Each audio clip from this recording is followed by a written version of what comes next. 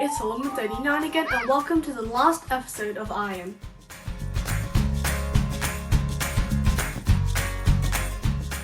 The biggest producer of steel and the third largest producer of iron is no longer Rome, but China.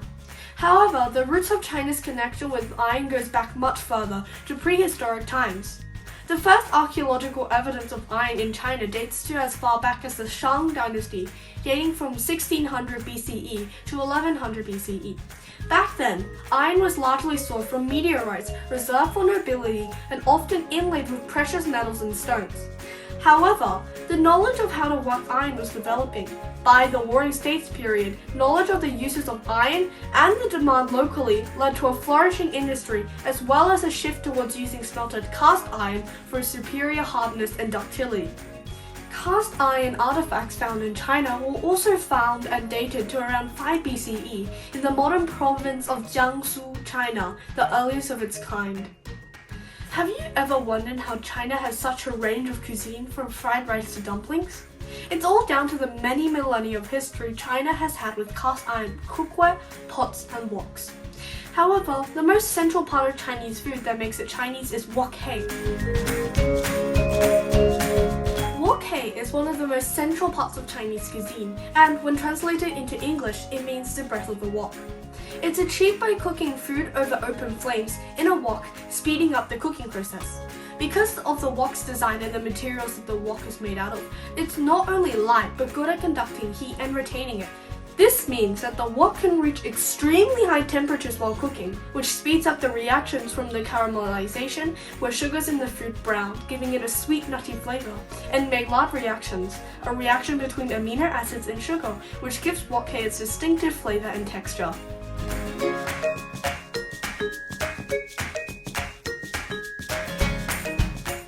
The Maillard reactions are the main component of wok hei, which happens fastest at temperatures between 140 degrees Celsius to 165 degrees Celsius, temperatures that are easily reached using the wok. They happen when proteins and sugars start breaking down and rearrange to form new aroma compounds which break down again, repeating the process over and over again.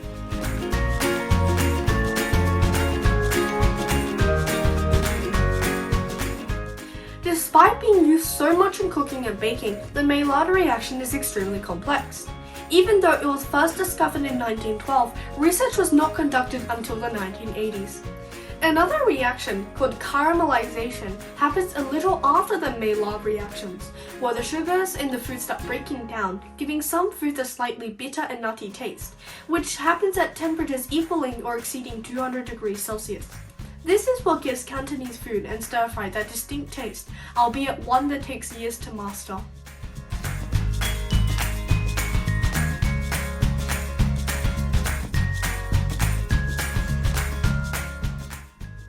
The mythology also reflects this. Ethnic groups were recorded to worship a deity whose bodies were made of copper and iron and 8 stones, possibly reflecting a long connection with the practice of metallurgy. Leadership was also connected with metallurgy and the forging of metals, as shown in the myth of Yu, who, in Chinese mythology, was shown to have cast the 9 tripod cauldrons, an important part in ritual sacrifices to the gods.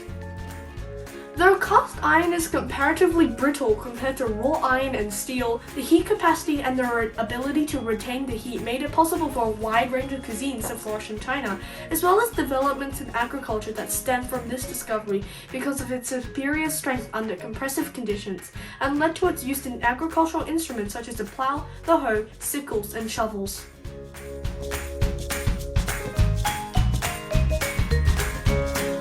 Its widespread use in utensils in China was one of the contributing reasons to China's early scientific development. Steel and raw iron were also used at the time, but were reserved for wartime purposes or for the rich.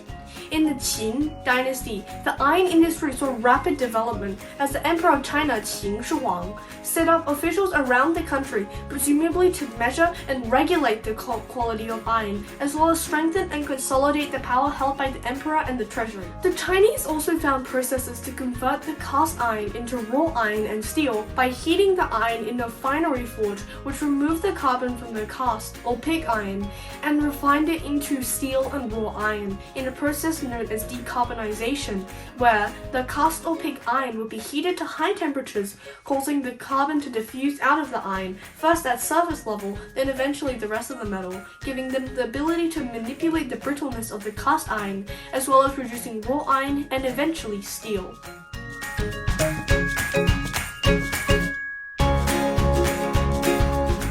However, this process was slow and expensive and would lead to mass-produced steel and raw iron to be out of reach for the masses for centuries to come.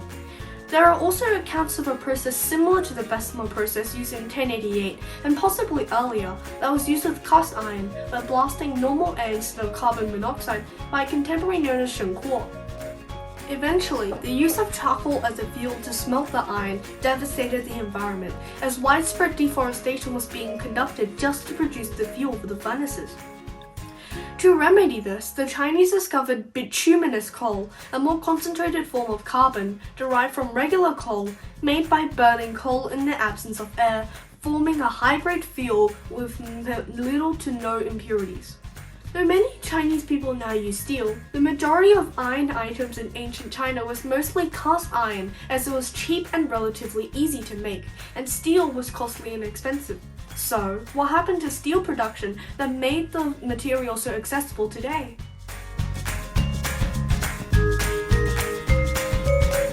Ever since the time of the Romans, humans have been producing steel. From the slow and steady forging of the blade that resulted in a thin covering of steel to the fuel-consuming process of decarbonization, steel was regarded by the ancients as a rare and expensive material, only to be used by the elite and the wealthy. As time progressed and the art of forging continued to develop, steel became more and more available to the masses through the inception of the cementation process, where high-quality iron from Sweden would be carbonized by charcoal into steel called blister steel. Though steel could now be mass-produced, the steel made was expensive, labor-intensive, and non-uniform, and required additional working and forging to make it more homogeneous. This made the steel extremely expensive and thus was restricted to use in cutlery, springs, and other items that required limited steel to produce.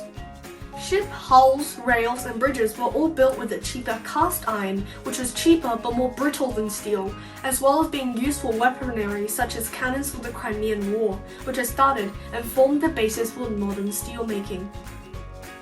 The idea of having mass-produced steel first came when Henry Bessemer was demonstrating a new kind of projectile that could be shot out of cannons to a French commander. Though the shot was powerful, the commander believed that the projectiles were way too heavy for the cast iron cannons, which were prone to shattering.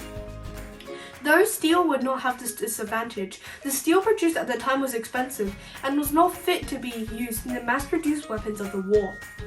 Henry Bessemer knew this, and he set to work on a method on bettering the production process of steel and discovered it almost accidentally by placing 2 bars of pig iron near the edge of the stream of air, which stubbornly refused to melt no matter what he tried. He later discovered that the stream of hot air had turned the outer layer of the pig iron into steel. Realizing that the stream of hot air was all he needed to convert the iron, he began work on the Bessemer process. During some early experiments with the process, Bessemer noticed that it had begun to spark and small explosions started occurring, though not affecting the quality of the steel produced.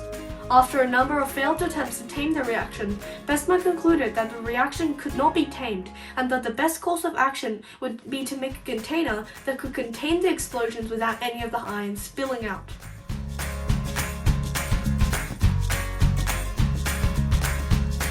What resulted was the Bessemer process, where a stream of cold air would be blasted into the iron, heating it due to the exothermic reaction between the silica slag and the oxygen.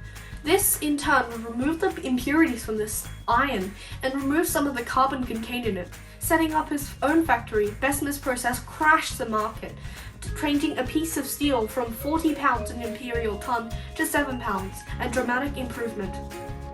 However, as time went on, the Bessemer process was replaced by processes that were more efficient and dealt with many of the flaws that it had.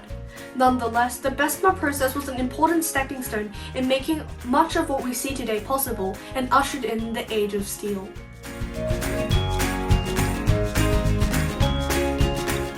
Not only is iron used in industry, but in our bodies too, in the form of hemoglobin in the red blood cells.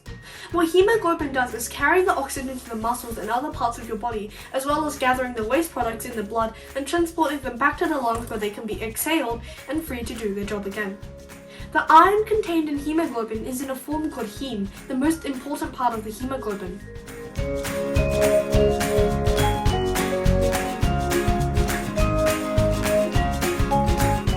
The oxygen will bind to the heme in the hemoglobin, allowing for the oxygen to be transported around the body and gather the waste products in the same way. This is also why poisons such as carbon monoxide and cyanide are so deadly. They bind to oxygen far more strongly than the hemoglobin does, causing deaths by starving the cells of oxygen, resulting in cell death and eventually suffocation. Since red blood cells usually have a half-life of 100 days, combined with the fact that we need to use them on a daily basis, means that we need to constantly eat iron to produce heme. Otherwise, we run the risk of iron deficiency, which also weakens bones and loses energy to keep going throughout the day.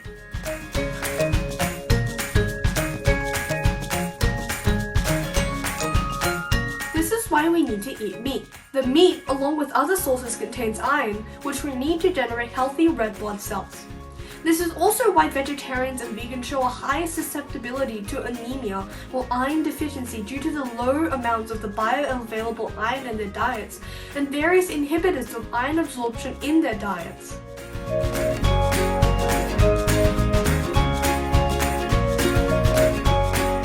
Surprisingly, not all animals need iron in their blood. Crabs, octopi, and various other sea creatures do not have iron in their blood, instead using copper or sometimes vanadium. This results in their blood becoming blue, making the blue-blooded aristocrats in the 16th to 17th centuries shellfish, which they always were.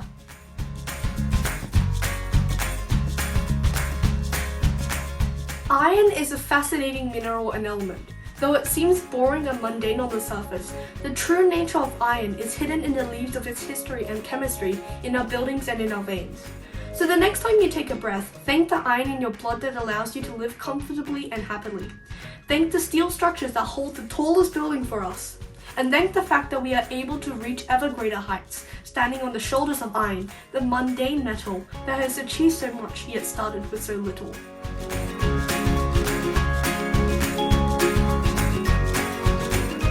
Hi, it's Solomon39 again, and thank you for watching this video. Please don't forget to like and subscribe to my channel, and see you in the next video. Bye!